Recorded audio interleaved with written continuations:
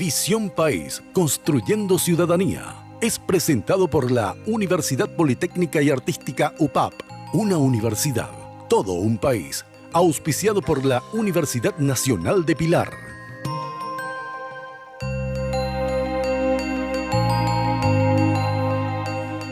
Bienvenidos a Visión País, buenas noches. Hoy queremos analizar con ustedes la política y la justicia. Y nos preguntamos, ¿la perversión perfecta?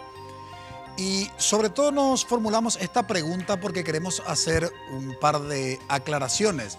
Muchas veces se intenta realizar una división absurda entre la política y la justicia, cuando en realidad los que hacen las leyes, los que sancionan las leyes, son precisamente los políticos.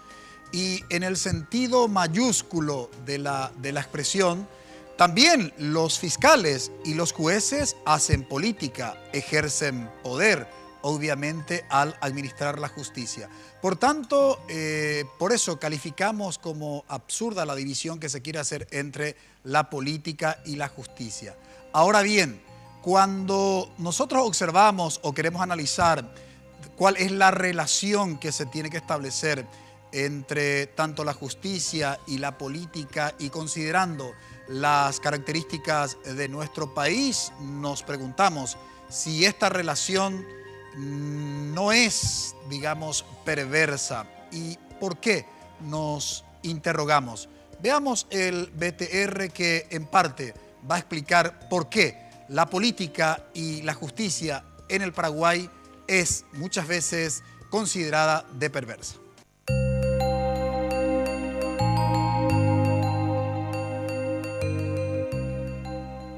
Ante la pérdida de la credibilidad hacia los políticos, sumada a la corrupción del Poder Judicial, en la persona de sus fiscales y jueces, nos interrogamos si acaso entre la política y la justicia representan la ecuación perfecta de la perversión.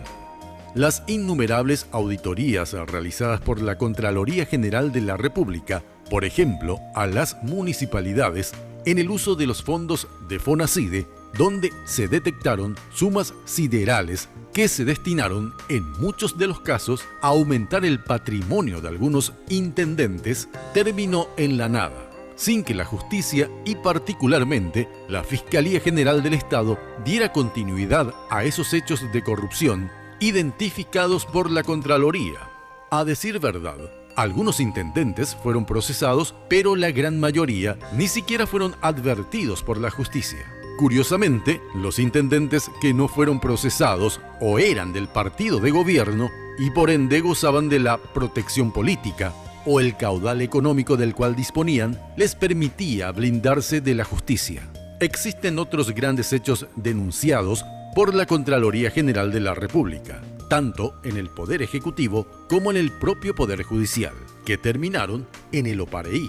Incluso hemos llegado hasta lo absurdo: hechos de corrupción en el propio ente responsable de controlar, la Contraloría General de la República. Lo cierto y lo concreto es que la política en nuestro país o es utilizada para lograr protegerse de la justicia, o si estás en política y sos un crítico, sobre todo de la oposición, entonces el poder político de turno utiliza la justicia para perseguir y tratar de eliminarte como adversario político. ¿Podrán los fiscales y jueces en nuestro país dejar de instrumentarse al servicio de los políticos de turno e instalar una administración de justicia creíble y una relación constitucional armoniosa con la clase política? No podemos dejar de preguntarnos ante el escenario descrito: ¿cuándo la política paraguaya dejará definitivamente de ser sirviente de la política?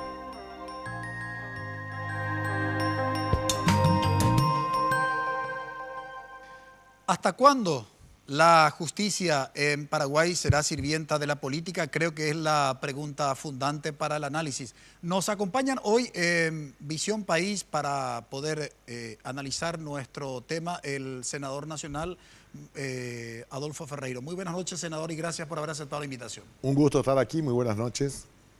También nos acompaña el doctor Ariel Martínez, él es presidente de la Asociación de Fiscales. Muy buenas noches, fiscal, y gracias por acompañarnos. Muy buenas noches y el agradecimiento por la invitación.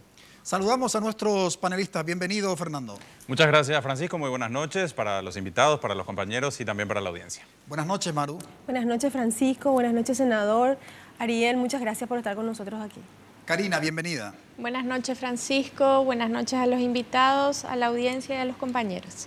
Decíamos en la introducción de nuestro programa que no tiene razón de ser, es ilógico querer separar la política de la justicia, pero cuando vemos esa relación en un escenario particular como el nuestro, sin lugar a dudas, por eso nos formulamos la pregunta si no se da una ecuación perfecta, una ecuación perversa, si se quiere, la relación entre la política y la justicia, o si se quiere, entre los políticos y los administradores de la justicia. Sobre ese tema estaremos compartiendo con ustedes. Le invitamos que se queden en sintonía de Red Guaraní. Ya volvemos.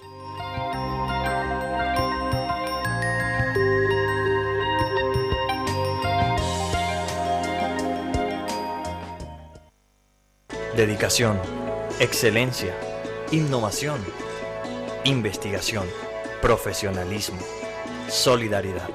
Son virtudes que el país demanda y hay personas como vos y yo que las estamos alcanzando. El desafío no es fácil, hay muchos obstáculos, pero siempre están las herramientas y la ayuda necesaria. No estamos solos en esta carrera, tenemos la fuerza, la capacidad y el corazón. Y porque amamos lo que hacemos, queremos ser los mejores para ofrecer lo mejor.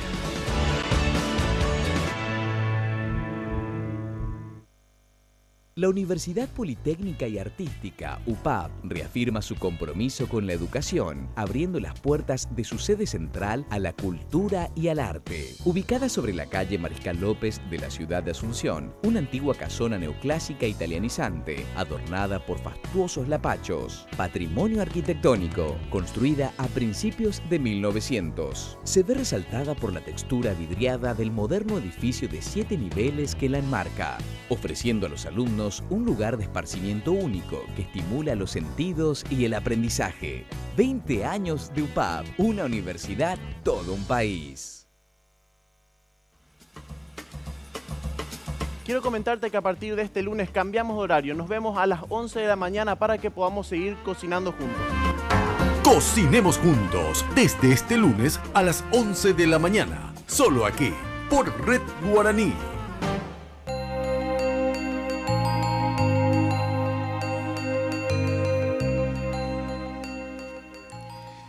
La política y la justicia, la perversión perfecta, es la pregunta que hoy nos formulamos y queremos poner en perspectiva a través de un análisis. El tema de la política y la justicia, senador Adolfo Ferreiro, ¿por qué se plantea como dos cuestiones que supuestamente no tiene que tener un punto de unión, un punto de convergencia? Como decíamos en la introducción de nuestro programa, cuando en realidad los que sancionan las leyes, los que hacen las leyes en términos más sencillos, justamente son los políticos. Bueno, yo creo que uno de los errores que caemos por la ignorancia supina que tenemos sobre casi todos los temas en los que hablamos todos los días en este país, que está hecho pedazos culturalmente, ¿verdad? Y educativamente. Porque cualquiera que sabe algo de sociología política no sabe que la justicia que hay es la que la política quiere. ¿Por qué? Porque quienes dictan las leyes es el poder. Cuando es un poder absoluto y monárquico lo dicta el rey. Cuando es un ejército invasor es el ejército invasor. Y cuando se institucionaliza la república y el poder se organiza y se distribuye, decimos es el poder judicial el que juzga, el poder legislativo el que dicta las leyes y el poder ejecutivo el que las aplica o administra conforme a ellas. Dentro de un esquema que es estrictamente liberal y republicano. No existe en otro sistema una noción tan perfecta como esa, que es la que construyó la civilización jurídica de Occidente. O sea, eso es lo que nos distingue como parte del mundo occidental. Y que siguió mucho proceso, pero podemos llegar a una conclusión. Hay la justicia que la política quiere, porque la política es la conducción de todos los intereses que son de carácter general en base a quién tiene el predominio en el poder político. Y eso en la democracia se resuelve con elecciones. Pero la política es la que decide qué política económica vamos a tener. La política decide qué leyes vamos a tener. La política elige los jueces. La política provee los medios. Cuando damos el presupuesto a los fiscales o a los jueces, decimos, van a contar con esto para poder ejercer.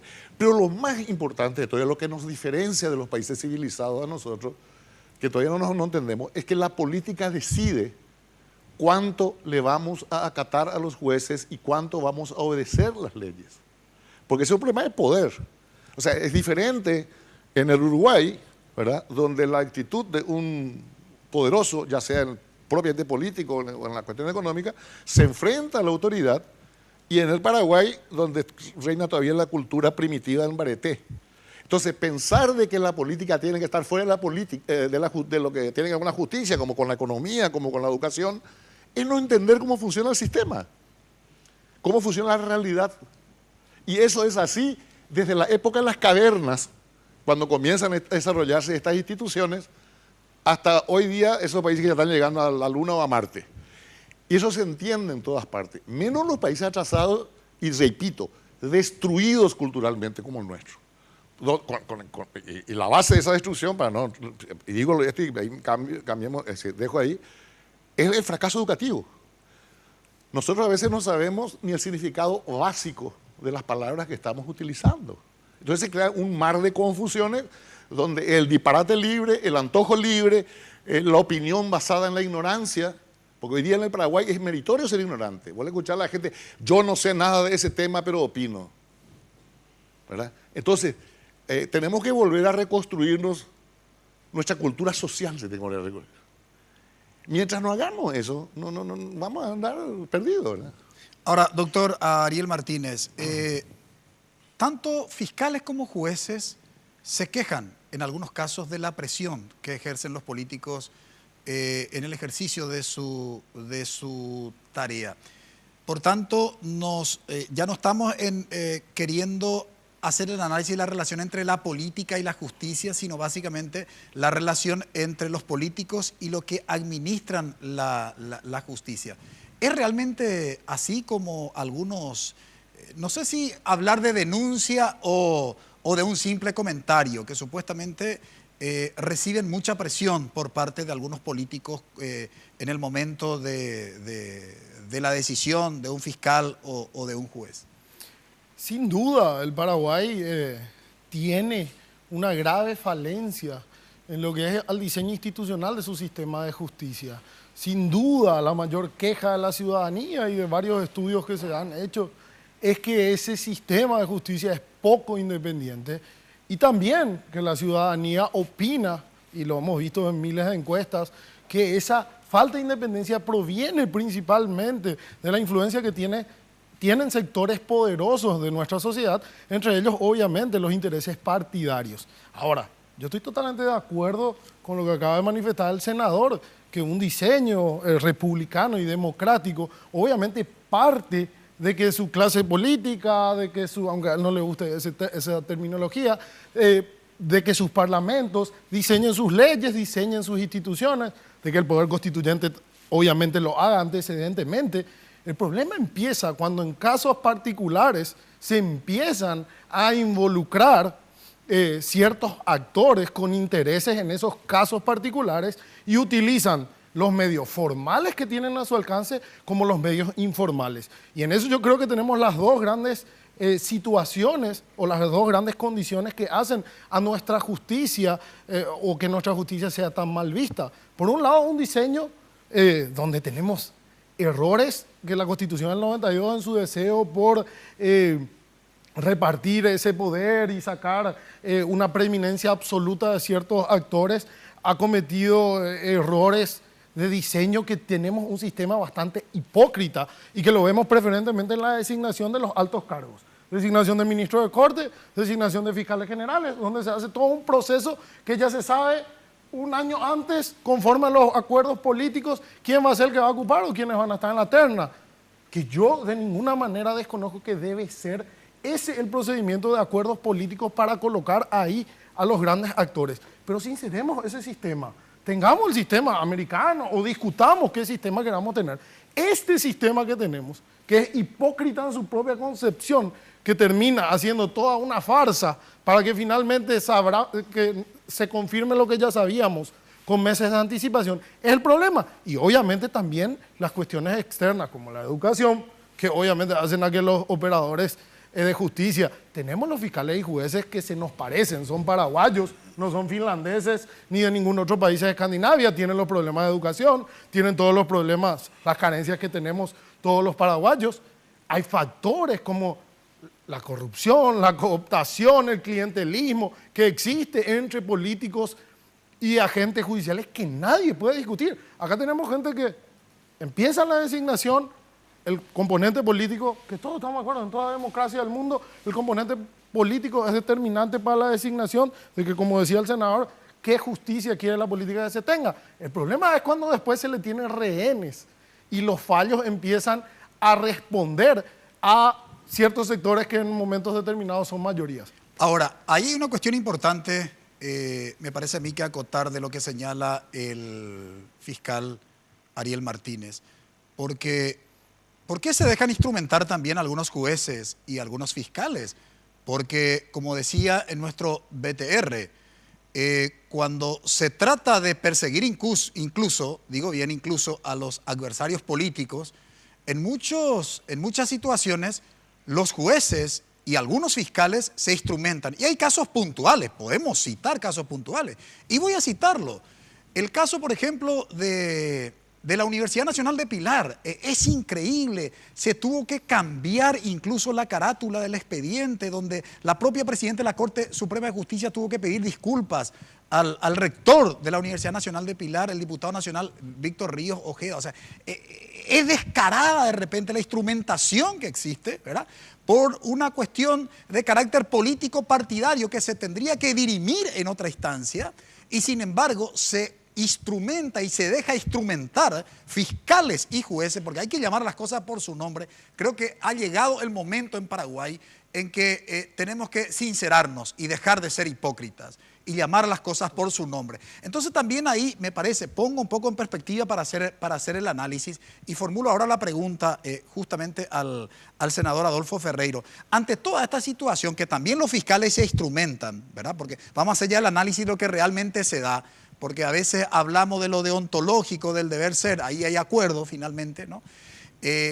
Pero, ¿por qué se da toda esta situación, senador, de la instrumentación de algunos fiscales y de algunos jueces? Porque está legislado que sea así. Esa es la voluntad de la mayoría que construye el poder en el Paraguay. O sea, nosotros reclamamos, por un lado, queremos justicia independiente o fiscales autónomos, pero nuestra Constitución ordena que sean esclavos del poder político, porque la Constitución paraguaya no puso los dispositivos que desde el año 1250 más o menos se empezaron a desarrollar en el mundo, ¿verdad?, de la época de la Carta Magna inglesa. Se habían acordado ciertas cosas para lograr la independencia del Poder Judicial, y eso se desarrolla a través de la historia del constitucionalismo. En el Paraguay tiramos a la basura 750, 800 años de experiencia de Occidente, y se le dijo a los constituyentes, el famoso informe Prat, le dice, esto que están haciendo es lo que nos garantiza independencia judicial, lo que nos garantiza partidos políticos, lo que nos garantiza participación ciudadana, y nosotros contestamos con la soberbia de los ignorantes, dijimos, los paraguayos tenemos derecho a experimentar, y así salió este mamarracho que tenemos. Bueno, entonces, ¿qué ocurre?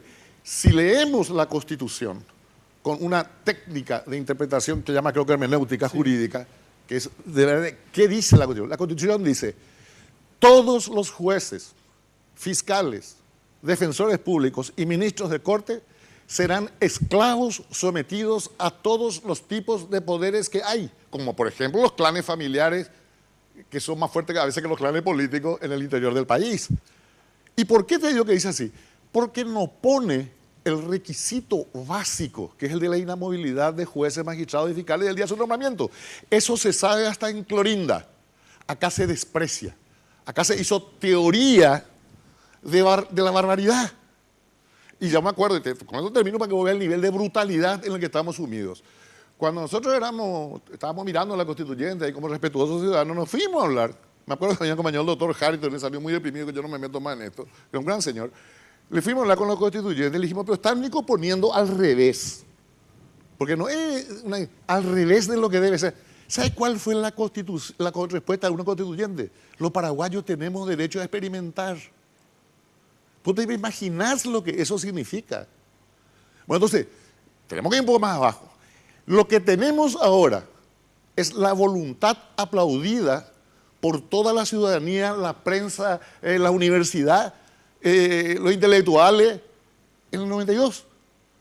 Pues cuando se les dijo, esto es una barbaridad, nadie se inmutó, al contrario, estábamos felices. Fue el peor momento de la historia legislativa del Paraguay, fue el 92.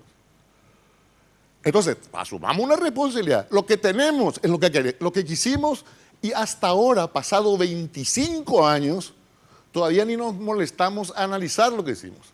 Todavía hay gente que sigue defendiendo nuestra Constitución como una gran maravilla y de nuestra Constitución se ríe el mundo culto. Queremos hacer ese análisis. Entonces, déjame terminar. Sí. Tenemos la basura que legislamos y que defendimos desde los últimos 25 años. Nosotros no.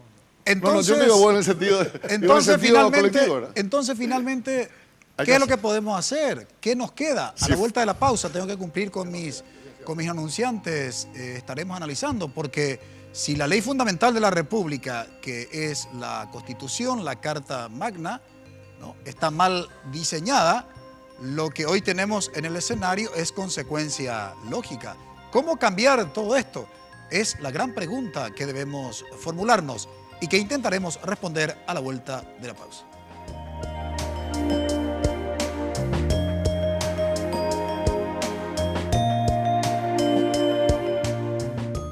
La Universidad Politécnica y Artística, UPAP, reafirma su compromiso con la educación, abriendo las puertas de su sede central a la cultura y al arte. Ubicada sobre la calle Mariscal López de la ciudad de Asunción, una antigua casona neoclásica italianizante, adornada por fastuosos lapachos, patrimonio arquitectónico, construida a principios de 1900. Se ve resaltada por la textura vidriada del moderno edificio de 7 niveles que la enmarca, ofreciendo a los alumnos un lugar de esparcimiento único que estimula los sentidos y el aprendizaje. 20 años de UPAP, una universidad, todo un país. Un espacio donde convergen autores de diferentes escenarios. Llega también los miércoles para dar cabida a la pluralidad. Este es un gobierno de ricos para ricos. Esa es la realidad. Para mí es un privilegio venir a defender a un gobierno que por primera vez en mucho tiempo no es tildado de corrupto. Tiene grandes deudas todavía este gobierno, de muchos compromisos electorales que hicimos como partido, porque es del partido a quien yo también represento en el Senado. La gestión debe mejorar la gestión del presidente Carter y de su gabinete. Con la conducción de Mina Feliciángeli, lunes y miércoles de Mina, a las 22 horas, solo aquí, por Red Guaraní. ¿Cuál es el nombre del testigo? Jack Bauer. ¿Usted torturó al señor Haddad? Ibrahim Haddad iba a atacar un autobús con 45 personas, 10 eran niños. Sé que espera que me arrepienta de las decisiones que tomé, pero la verdad es que no lo haré. Señor Bauer, agente Walker y el agente Teller, lo necesitamos en la oficina. No es posible.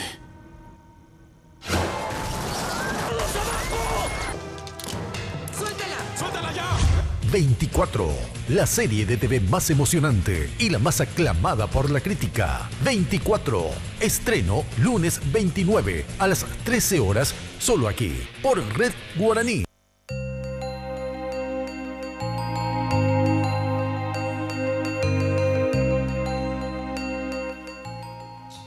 La política y la justicia, la perversión perfecta. La perversión perfecta es la pregunta que nos formulamos hoy en Visión País, y realmente los elementos que ponen sobre la mesa nuestros invitados, tanto el senador nacional Adolfo Ferreiro como el doctor Ariel Martínez, presidente de la Asociación de Fiscales del Paraguay, casi son dramáticos, ¿no? Uno dice, bueno, ¿y cuál es la salida ante esta situación en la que nos encontramos? Pero bueno, intentaremos ensayar algunas salidas, algunas respuestas a esa problemática. Pero quiero compartir con ustedes una publinota de la Universidad Nacional de Pilar. El profesor Dr. Francisco Jiménez, docente investigador de la Universidad Nacional de Pilar, por invitación de la Universidad Estadual de Oeste de Paraná, UniOeste, Cascavel, Brasil, dictó el pasado jueves 18 de agosto una conferencia sobre el tema El discurso sobre la democracia y el golpe parlamentario en el Paraguay, ante un selecto auditorio conformado por profesores y estudiantes e investigadores de la UniOeste. Presentó también en la ocasión su último libro, que se titula El discurso sobre la democracia, una aproximación epistemológica al caso paraguayo. Al día siguiente, 19 de agosto, el doctor Francisco Jiménez integró en carácter de miembro evaluador la mesa examinadora de tesis de posgrado que fue defendida en la UniOeste sobre el tema la reforma educativa en Brasil y Paraguay, un análisis comparado. Con la presencia de nuestro docente investigador en la UniOeste, contribuimos desde la Universidad Nacional de Pilar con el desarrollo y el debate del conocimiento científico en la región latinoamericana. La política y la justicia, la perversión perfecta, es la interrogante, Fernando. Es así, y hemos tenido la oportunidad de tenerlos por separado en algún momento en el programa, tanto al senador como al doctor Martínez. Y en realidad en ese momento formulábamos la pregunta que tiene que ver con el momento en el cual se haga o no esa reforma judicial que requiere de una reforma constitucional también. Al menos esa es la perspectiva que hemos tenido después de conversar en ambos programas. Y entonces la pregunta es esa: ¿cuándo es el momento? Por un lado, Convergencia, el grupo donde estás, doctor, ya ha juntado firmas y ha encaminado esa propuesta, y por el otro lado el senador decía, cuanto más tarde será peor, pero igual no es el momento ahora, ¿verdad? O sea, así de paradójico era el tema.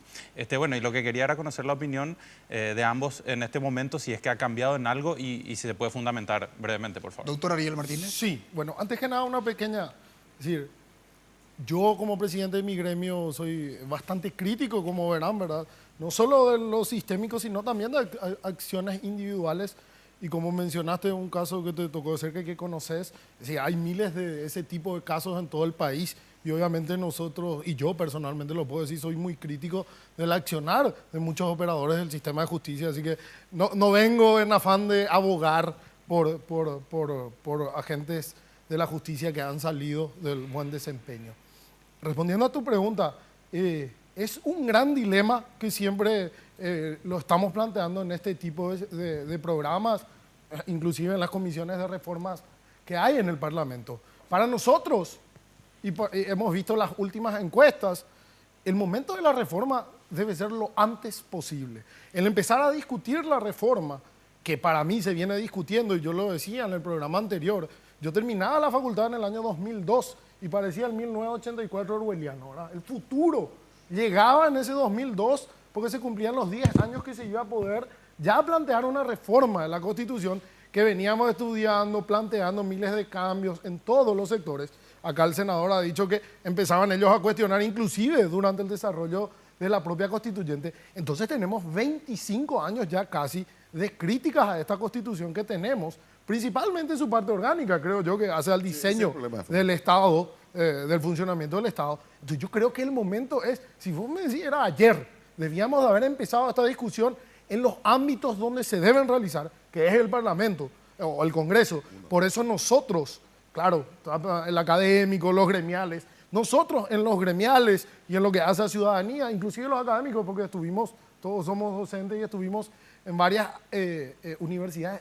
Esto empezó hace más de 10 años. El senador de testigo estuvo en varias comisiones con nosotros. Esta es la discusión, inclusive él nos decía, vayan a cambiar la Constitución, ¿verdad? Es el momento, nosotros creemos, es hoy. Ahora, la oportunidad, los tiempos que vamos a tomarnos como sociedad para discutir, lo vamos a definir entre todos. Creo que nosotros dimos el puntapié inicial. Creo que se debe tomar así esto. Es una iniciativa ciudadana que es doblemente histórica. Por un lado, es la primera vez que se juntan firmas de electores para modificar una constitución, y por otro lado es la primera vez que se plantea reformar una constitución no para la duración de mandato de una persona. Es la primera en la historia del Paraguay, doblemente histórico. Así que yo creo que debe ser celebrado desde ese punto de vista. Acá, como yo decía ya la otra vez, no le estamos corriendo con la guacha a nadie para que esto se haga en tiempo récord. No estamos imponiendo, sino que estamos poniendo sobre el tapete tema de discusión, pero creemos que ya debe ser hoy en el ámbito del Congreso esta discusión y que ahí se irán todos los sectores que venimos discutiendo hace 25 años ya el cambio muy necesario de la Constitución. Ahora, en la línea que formulaba la pregunta Fernando, senador Ferreiro, la cuestión siempre está en los tiempos, en el sentido de las coyunturas, ¿no? Sobre todo políticas. Y nosotros en los dos programas en donde estuvieron en forma separada, ¿no? Bueno, la gran pregunta que habíamos instalado era, bueno, ¿ahora es el momento realmente o no? Hago como una introducción para conocer su parecer de cuál es la salida a toda esta situación. Lo primero que te voy a contestar es la pregunta que dejaste al final, ¿cómo se sale de esto? Si me hubieses hecho esa pregunta hace 50 años, cuando tenía 18, te hubiese dicho, con la revolución, ¿verdad? Hay que poner todo para arriba y empezar de nuevo, ¿verdad? 20 años después ya estaría con una profunda reforma, ¿verdad? Y ahora que ya tengo el camino de la vida casi todo recorrido, yo te diría, con una reforma revolucionaria. O sea, en el sentido de que la reforma marca el método y lo revolucionario, la trascendencia, lo que hay que cambiar, ¿verdad? Entonces, yo creo que tenemos que empezar por despejar los errores conceptuales que nos enredan, ¿verdad? No hay un momento, es un proceso, ¿verdad? Es un proceso. Y una de las primeras cosas es entender de qué se trata una constitución. Una constitución implica un contrato, un acuerdo de amplia participación en su construcción, digamos, en su desarrollo, a partir de ciertos principios y de ciertos valores y de cierto conocimiento de las cosas.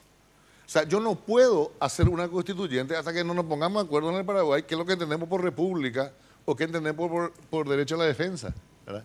O sea, eso pues tiene que estar en la cultura y de nuestra cultura desapareció. O sea, no podemos seguir diciendo la mayoría manda, como se dice incluso en el Senado. Quien tiene una noción elemental de república sabe que la mayoría manda, pero por debajo de la ley, porque tiene como principio fundamental constitutivo, o sea, de la Constitución, el problema de la legalidad. Pero acá pues la ley es relativo, como dijo la pasada uno, ¿verdad? La ley es relativo, nomás otro me dijo un personaje importante. Bueno, entonces, ¿qué ocurre? Ese relativismo del cual nos alertó también en uno de sus últimos discursos el profesor Res, nos está fundiendo. Entonces, ¿qué tenemos que hacer ahora? Tenemos que cambiar mediante un proceso político. Senador y doctor, a mí más que los tiempos y el proceso en sí, me preocupan los actores involucrados en este proceso. Porque si nosotros no entendemos, y concuerdo con lo que dice el senador digamos, los sujetos que hoy están también son representantes de un momento histórico, son consecuencias de procesos que nos tocaron vivir como país. Pero ¿quiénes serían los actores involucrados en un proceso de reforma revolucionaria o de reforma en el peor de los casos, digamos, ¿verdad?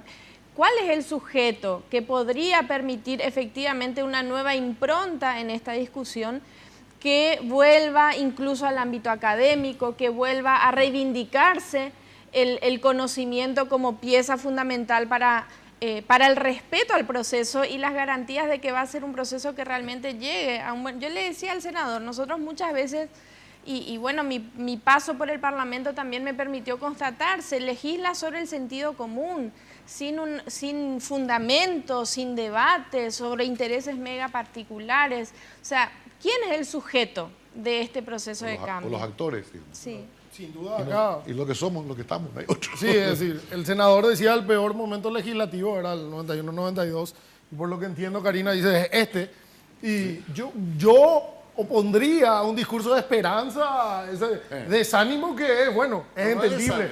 Es entendible, es crítico. Esa es la primera cosa que tenemos que superar en este país. El que critica es pesimista. No. Yo no digo en ese sentido. No. E inclusive digo, está basado en la realidad, ¿verdad? Pero hay que asumir procesos políticos nuevos de involucrar a otros actores que probablemente hoy no estén actuando. Y entonces, es como el huevo o la gallina, que siempre decimos, ¿verdad? Que el mismo senador siempre dice el dilema, es esperar que terminemos del todo como república, que acabemos del todo como república y sigamos la vieja tradición paraguaya de construir una constitución sobre los escombros de la anterior, o cuando vemos que se está cayendo toda la casa como ahora, empezamos a hacer la reforma para salvar lo bueno que sin duda tiene la constitución, que es su parte dogmática. ¿Maru? Sí, con respecto a lo que se está hablando con el tema de actores y procesos, teniendo en cuenta que está dentro del movimiento de convergencia y de las 39.000 firmas que se consiguieron, si realmente fuera puramente la voluntad ciudadana, esa reforma que ustedes quieren hacer, como la forma que lo plantean, sería la elección de los convencionales constituyentes a través del voto directo. ¿Por qué ustedes plantean al Tribunal de Justicia Electoral que se lo realice por elecciones con las famosas listas sábanas? Debemos ser bien claros en el proceso. El proceso primero, que yo soy un crítico de la redacción del 289, que es oscuro, ambigua, que regula el proceso de reforma. Dice en primer lugar, me ha permitido, doctor, porque va a requerir una explicación probablemente que va a llevar un tiempito. Sí. Tengo que cumplir con mis anunciantes. Vamos a ir a una brevísima pausa. A la vuelta va a hacer justamente la aclaración el doctor Ariel Martínez respecto de la pregunta que formuló nuestra panelista Maru.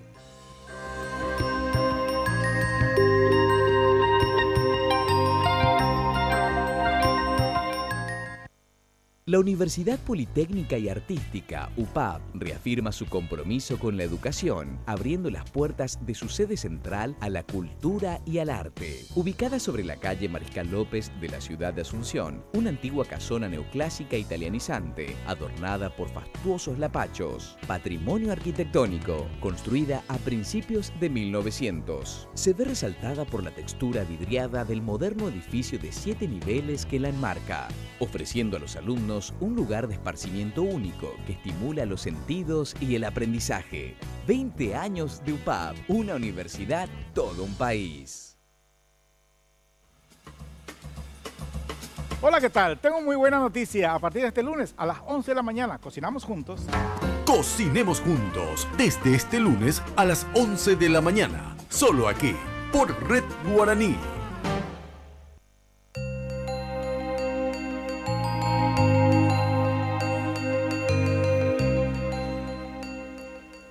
La pregunta que había formulado nuestra panelista Maru al doctor Ariel Martínez, el doctor Martínez dijo, no, en realidad no es así. ¿Por qué, doctor? Pues yo creo que en todo este proceso que generamos de debate, como bien decía, hay mucho desconocimiento del proceso en sí y se tiró mucha información que no era cierta. El proceso, como decía, el 289 es bastante oscuro y tiene muchas lagunas y bueno, fuimos todos también aprendiendo el proceso porque nunca se había hecho. En realidad el proceso se inicia con que puede parecer, ¿verdad? Podemos estar de acuerdo o no, porque es lo que está, con la discusión sobre la necesidad o no de la reforma. Eso es lo que nosotros planteamos. Queremos que se discuta la necesidad o no de la reforma de 14 o 15 artículos que hacen al sistema de justicia. Ese es el primer paso, que puede durar 2, 3, 10 años o 1 o 2 meses, lo sabremos después. El siguiente paso, cuando los congresistas determinen si es necesario cambiar, ahí recién se llama por una ley de elecciones y ahí se va a definir si es el sistema electoral vigente o será otro el que rija esa convocatoria. Así que nosotros no estamos pidiendo ni mucho menos que se haga por este sistema, sino que ni siquiera estamos llegando a ese estadio de discusión de esa situación. Así que es muy importante el proceso hoy, el 289, nos guste o no, lo que dice es, planteen si hay que cambiar o no estos puntos. Y nosotros decimos, hay 14 o 15 artículos que hacen al sistema de justicia, no nos cerramos a que sean solo eso, habrán otros sectores que tendrán sus legítimos derechos y que se inicie un proceso constituyente en el Paraguay, que yo personalmente opino, de hecho, se está dando esa discusión en otros ámbitos desde hace 25 años. O sea, ¿ustedes no pretenden hacer la reforma por parte? No. ¿Por puntos específicos? No, nosotros estamos planteando lo que hace a nosotros, que es al sistema de justicia. Eso afecta, y somos bastante conscientes, varias situaciones que hacen a la Constitución. Por ejemplo, el equilibrio entre los poderes. Cuando empezamos a hablar del método de selección de jueces, estamos refiriéndonos claramente al equilibrio entre poderes, a determinar qué justicia es la que quiere la política. Cuando hablamos de la inamovilidad o no de los operadores del sistema de justicia, estamos discutiendo otra una serie de factores que se relacionan con otros que hacen la Constitución. Obviamente nosotros no venimos a plantear que se ha hecho en Paraguay lastimosamente así, y hoy hay proyectos también, modificaciones de un artículo así sacado de la nada. Habrán algunos que sí se pueden, pero lo que hace la justicia evidentemente afectan a muchos otros aspectos del esquema o del diseño institucional del Estado paraguayo. Ahora, senador, evidentemente todo esto hace al diseño y por ende a la forma, digamos. Pero lo que hace a la práctica, es decir, este tema que instalé, la cuestión de la instrumentación de fiscales y jueces para persecución incluso de adversarios políticos, es preocupante y uno se siente realmente indefenso. ¿Qué hacer ante esta situación? Lo otro es una cuestión más formal, institucional, pero esto que hoy tenemos, esta persecución, insisto con eso porque hay mucha gente en esa situación sin saber realmente qué le espera. ¿Qué hacer? La primera es protestar políticamente, movilizarte, salir a la calle, hacer manifestaciones, escrachar a los jueces vendidos y a los... Es decir, esa es la parte que generalmente olvidamos. Nosotros hoy día tenemos una sociedad muy pancista, quiere cosas y reclama que el sistema que critique se las dé, ¿verdad? Sin una movilización objetiva, se quejan de la política que tenemos y después el 90% de los votos la tiene la justicia que tenemos, ¿verdad? Y no me estoy hablando de la gente pobre manipulada, me estoy hablando incluso de las clases sociales. Es decir, todo el mundo se queja de la educación, por ejemplo, ¿verdad? Pero resulta que los ricos, que podrían tener la educación que quisieran, no demandan una educación realmente buena para sus hijos, ¿verdad? O sea, se tiene lo que se quiere en la sociedad, por la buena o por las malas, pero primero hay que quererla. Bueno, nosotros, en realidad, lo que estamos defendiendo en nuestro inconsciente colectivo es una realidad que no nos gusta en un cierto aspecto, pero nos asegura muchas cosas en otras. Por ejemplo, estamos defendiendo una economía donde el 50% de la actividad económica en el Paraguay es marginal, informal, ilegal o criminal. Y cuando vos tenés una infraestructura económica que tiene la mitad de su economía en esa irregularidad, bueno, toda la consecuencia de eso va a ser igual. Va a tener la mitad de su estado informal. A mí me hace gracia cuando la gente dice, por ejemplo, hay falta de Estado. No, ese es el Estado que hay, el Estado informal, ¿verdad? Entonces, hay que empezar un proceso, que es lo que estamos haciendo acá, hablar hasta cansarnos, ¿verdad? Y entender que ese es el único camino que nos puede llevar a unas conclusiones más o menos ciertas. Y te voy a dar un ejemplo. Nosotros no nos olvidamos de la historia de nuestro propio país, ¿verdad? El proceso político, ¿cuándo empezó el proceso político de la transición? El 3 de febrero, 10 años antes empezó. Nosotros participamos en un proceso de 10 años de reformular todo el chip político e ideológico del país. En 1980, cuando se empezó, 70 y algo, cuando se empezó este proceso, la única idea que teníamos, la idea dominante que teníamos en el Paraguay, era que de la dictadura se iba a salir solamente a sangre y fuego. Y dentro de 10 años se cambió el concepto ese fáctico del poder por un proceso que se llamó la transición. Vamos a llegar a la transición. Y yo creo que se puede cambiar. Fíjate, el Partido Colorado es tronista hasta la muerte, salvo unas pocas excepciones que están en el exilio, ¿verdad? Obediente a la dictadura, defensor de la dictadura, teorizador de las leyes de la dictadura, se transformó y fue un actor importante en la transición. Si en el Partido Colorado no lo hubiésemos hecho. Y yo me acuerdo, estábamos sentados y de repente estaba un tipo que 15 días antes nos estaba metiendo preso y ahora se sentó de este lado de la silla, ¿verdad? Y era el que estábamos discutiendo la transición democrática y la tolerancia. Entonces, se puede cambiar. Entonces, es un proceso de toma de conciencia, por así decirlo. Y eso ocurre a veces por el desarrollo del intelecto, por el conflicto social, y a veces nos enderezan a los sopapos. ¿Por qué? Porque no estamos aislados del mundo. Te voy a dar un ejemplo. De hoy en adelante, hasta que nos salgamos del capricho necio de no querer publicar las leyes, ¿verdad?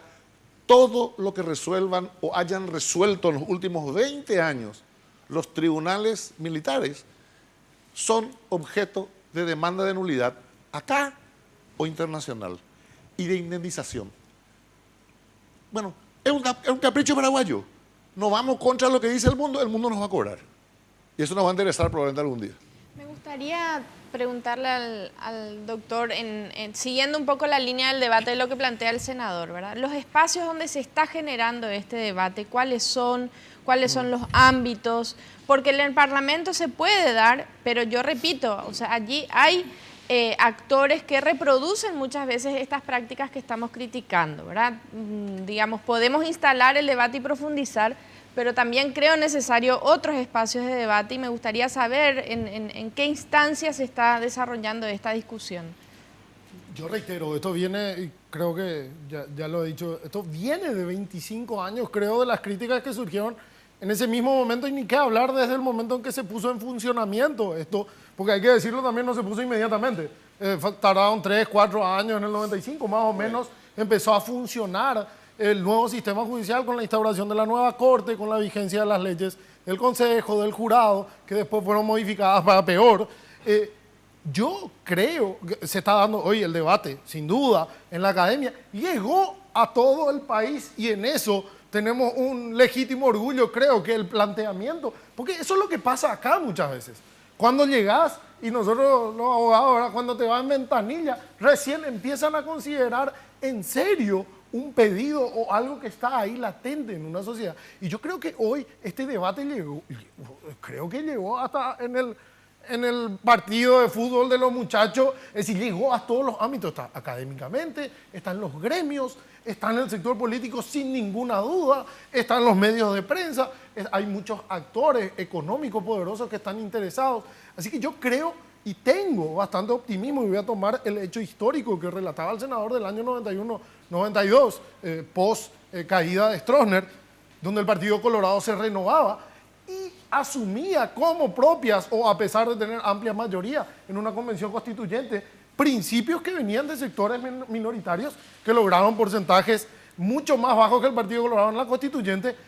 Con ese hecho histórico no me queda más que tener esa esperanza de que procesos que hoy son diferentes, por mucho más involucramiento de la ciudadanía, por mucho más control de la ciudadanía a través de redes sociales, que también estas ideas que hoy están a lo mejor no asumidas por todos, a cachetazos, ciertos sectores mayoritarios pueden terminar adoptando.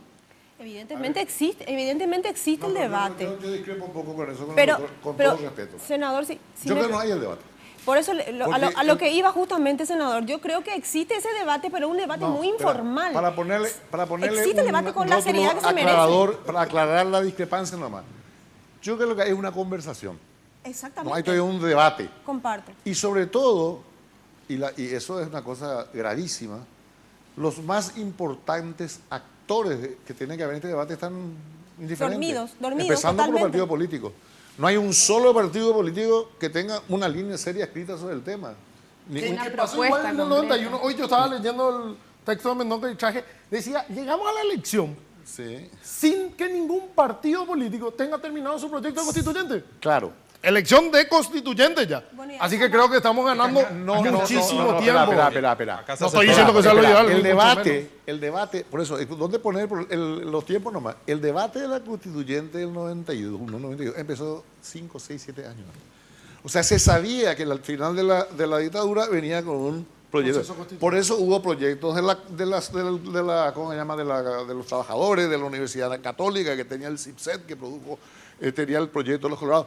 Algunos de los proyectos políticos de los partidos asumieron los de las ONG o fueron sacados de las estanterías clandestinas de los partidos. Entonces, pero había un estadio cultural que, aunque se cometieron muchos errores, permitía algo orgánico. Lo que hoy día no tenemos es organicidad, por lo tanto no hay debate. ¿Por qué? Porque de hecho nadie le escucha a nadie, ni a nadie le importa lo que dice el otro. Eso es cierto. Entonces, fíjate que ante la perspectiva de una reforma constitucional, lo que tendría que haber hecho un gobierno serio, ¿verdad?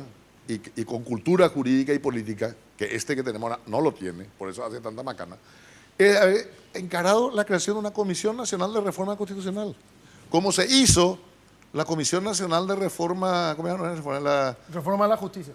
No, antes, en el 80 y pico, que salió el Código Civil. En la Comisión Nacional de Codificación. En unas circunstancias políticas muy difíciles, era plena dictadura, se hizo una comisión integrada por todos los sectores políticos con los mejores juristas del país. Porque había gente que entendía el proceso. Yo era muy joven, pero llegué a ser periodista, o cubrí la Convención Nacional Constituyente del año 67, no le cuenten a nadie cuántos años. Bueno, 67. Y vos veías ahí la confrontación de doctrinas, de teorías, de capacidades con el doctor Fernando Rey Rufinelli, con el doctor González Alsina, con Paniagua, con y Benítez. O sea, pero hoy día no existe debate porque no existe ni siquiera estructura organizada para pensar. Bueno, entonces, en esa situación se hace la cosa más difícil. Y en esa situación es muy necesario el liderazgo institucional. O sea, nosotros con el senador López Perito presentamos un proyecto de ley para crear una Comisión Nacional de Reforma Constitucional. Quiero quedar con eso porque lastimosamente se me fue el tiempo. Bueno. Nos comprometemos a dar continuidad justamente a este debate. Agradezco al doctor Ariel Martínez por colaborar con nosotros. En realidad, 10 segundos. Sí. Yo creo que la responsabilidad en realidad de todos los ciudadanos paraguayos. Es decir, no podemos poner toda esa responsabilidad nada más que en el gobierno, sino que yo creo que iniciativas ciudadanas como las nuestras están justamente incitando a este debate que se ha iniciado y que celebro. Ojalá sea así. Muchas gracias, senador Rodolfo Ferreiro, por compartir con nosotros y colaborar en este análisis. Brevísima pausa. A la vuelta presentamos la conclusión de nuestro programa.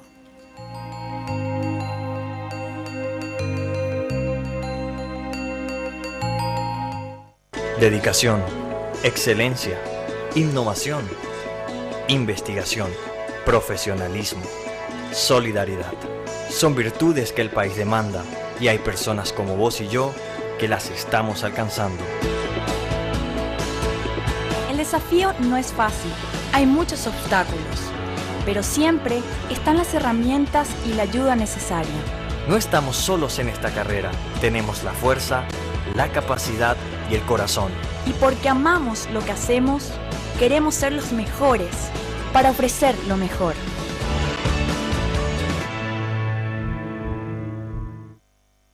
La Universidad Politécnica y Artística, UPAP, reafirma su compromiso con la educación, abriendo las puertas de su sede central a la cultura y al arte. Ubicada sobre la calle Mariscal López de la ciudad de Asunción, una antigua casona neoclásica italianizante, adornada por fastuosos lapachos. Patrimonio arquitectónico, construida a principios de 1900. Se ve resaltada por la textura vidriada del moderno edificio de 7 niveles que la enmarca, ofreciendo a los alumnos un lugar de esparcimiento único que estimula los sentidos y el aprendizaje. 20 años de UPAP, una universidad, todo un país. Hay psicópatas asesinos, terroristas sin ninguna moral, criminales macabros. Él no es perfecto, pero tiene un objetivo: eliminar a todos. Dame lo que quiero. Te juro por Dios que haré que llueva fuego sobre ti.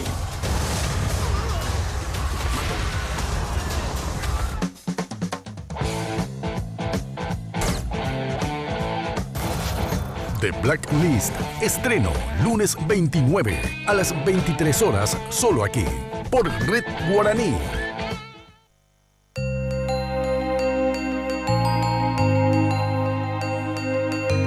Política y justicia, la perversión perfecta, es la pregunta que nos habíamos formulado y que hemos analizado. Realmente hay cosas muy interesantes. Antes de hacer la conclusión de nuestro programa, queremos recomendar el libro del día hoy en Visión País. Padre Rico, Padre Pobre, de Robert Kiyosaki. A través de frecuentes comparaciones entre las diferentes formas de pensar de su padre rico y su padre pobre, Robert analiza los esquemas mentales que suelen mantener a personas instruidas en la pobreza. El autor brinda las claves para poder obtener la libertad financiera y retirarse joven con elementos de educación financiera que no se enseñan en la escuela. La obra ha sido traducida a 40 idiomas y lleva más de 20 millones de ejemplares vendidos. Precio del libro en Libros para Todos por solo guaraníes 90.000. Bien, ¿qué nos dejaron nuestros invitados, Fernando? Bueno, nos dejaron un debate muy interesante, que es el debate que se tiene que expandir todavía más socialmente y que tiene que salir de las élites. Pero además de eso, un par de cuestiones. Por un lado, la preocupación de que finalmente si se llega a la reforma de la Constitución no se haga como tantas otras cosas en este país se han hecho a las patadas, ¿verdad? Hemos movilizado, hemos puesto y sacado presidentes o hemos movilizado toda una estructura partidaria para que alguien pueda ser candidato y demás. Las cosas, tenemos esa costumbre de hacer las cosas rápido y evidentemente hemos llegado aquí a la conclusión de que necesitamos mucho más debate para llevar adelante una reforma constitucional eventualmente y de otra, por la otra parte, tener en cuenta que será la única manera de poder generar blindajes a nivel de justicia para que pueda funcionar correctamente. Maru. Bueno, evidentemente, y estoy muy convencida de que necesitamos una reforma constitucional. Eso yo creo que está fuera de discusión. Pero sí, un debate serio y responsable, con ciudadanos ilustres, con verdaderos juristas, con personalidades que realmente pueden hablar y opinar sobre el tema. ¿Y qué es lo que realmente nuestro país necesita? No como lo planteó hoy el fiscal Ariel Martínez, de una manera así muy informal, en el fútbol, en el trabajo, en el partido. Yo creo que no ese tipo de debate, sino uno serio, real. Karina. Sí, fundamentalmente quiero hacer hincapié, Francisco, en algo que ya le decíamos a los invitados, ¿verdad? La sensación de desprotección y la ausencia de instituciones que den garantías que efectivamente en nuestro país la justicia es justa. Finalmente lo que se trata es de responder a una necesidad que está siendo manifiesta de diferentes formas por una sociedad que está pidiendo justicia, que la justicia sea justa. Efectivamente, y que la justicia sea justa, esa expresión es, creo que a partir de ahí se puede instalar el debate. Y decía el senador Adolfo Ferreiro que la ausencia de debate realmente genera graves daños a la sociedad paraguaya. Probablemente esta ausencia de debate sea una de las huellas indelebles dejadas por la cultura estronista en nuestro país, sumada a lo que también habían señalado nuestros invitados, la falta de institucionalidad. Y por esa falta de institucionalidad, precisamente, la relación entre la política y la justicia en nuestro país es realmente perversa. Los ciudadanos nos sentimos desprotegidos muchas veces ante la administración de la justicia, cuando no se tiene algún contacto, digamos, con alguna nucleación político o partidaria ante una situación determinada o puntualmente ante un caso judicial. Nos sentimos totalmente desprotegidos, sobre todo cuando se tiene que dirimir la administración de la justicia con una persona que sí tiene contacto con la clase política. Esto no puede continuar así. Creo que es el momento de tomar conciencia de la ciudadanía, de asumir nuestra responsabilidad con la administración de la justicia y sobre todo de exigir a los políticos que su actuación debe enmarcarse, y no solamente a los políticos, sino también a los fiscales y a los jueces, que su actuación se enmarque dentro de lo que establece la Constitución Nacional y las leyes. Agradecemos su preferencia, que tengan un buen inicio de semana. Buenas noches.